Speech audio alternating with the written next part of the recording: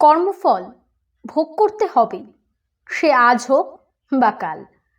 ভালো করলে ভালো হবে, খারাপ করলে খারাপ। আমাদের ধৈর্য এতটাই কম, আমরা অনেকেই এ কথা মানতে চাই না। শুধু মনে হয় যে এত খারাপ করলো সে তো দিব্যি ভালো আছে, সুখে আছে, আনন্দে আছে। কোথায় সে তার কর্মফল পেল? ব্যাপারটা কেমন জানেন? মনে করুন কেউ আপনার সাথে প্রতারণা করে বা ঠকিয়ে দিয়ে 50,000 টাকা নিয়ে নিল। টাকাটা নিয়ে নেওয়ার পর কষ্টটা কার হবে? খারাপটা কার বেশি লাগবে? যে নিল তার, নাকি আপনার? অবশ্যই আপনার।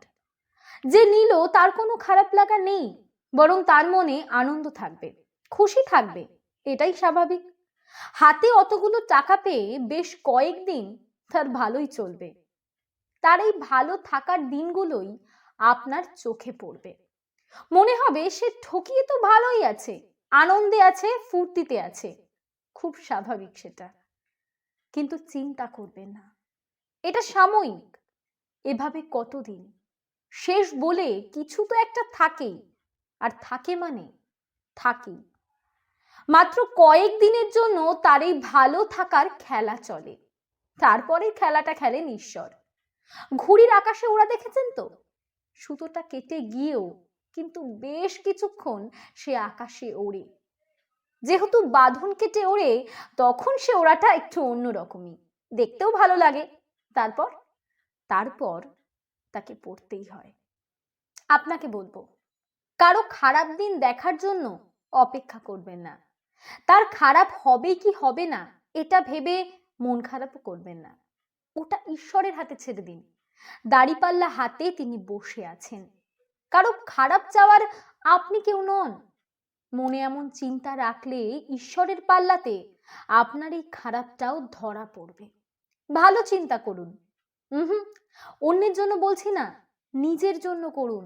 ধৈর্য ধরুন, বিশ্বাস রাখুন, দেখবেন একদিন সব ভালো হয়ে গেছে। কথাতেই তো বলে, সবুরে মেয়া ফলে।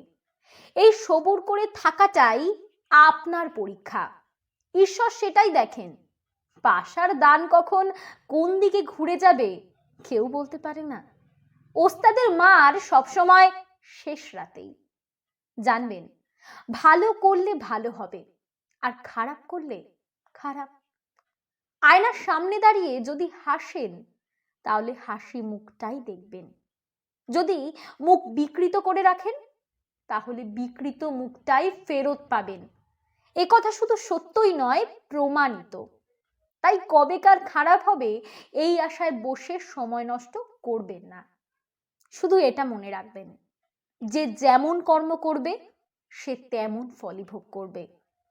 অকৃতজ্ঞ, প্রতারক, ঠকবাজকে ঈশ্বর কখনো ক্ষমা করেন না। হয়তো তিনি ছাড় দেন, কিন্তু ছেড়ে দেন না।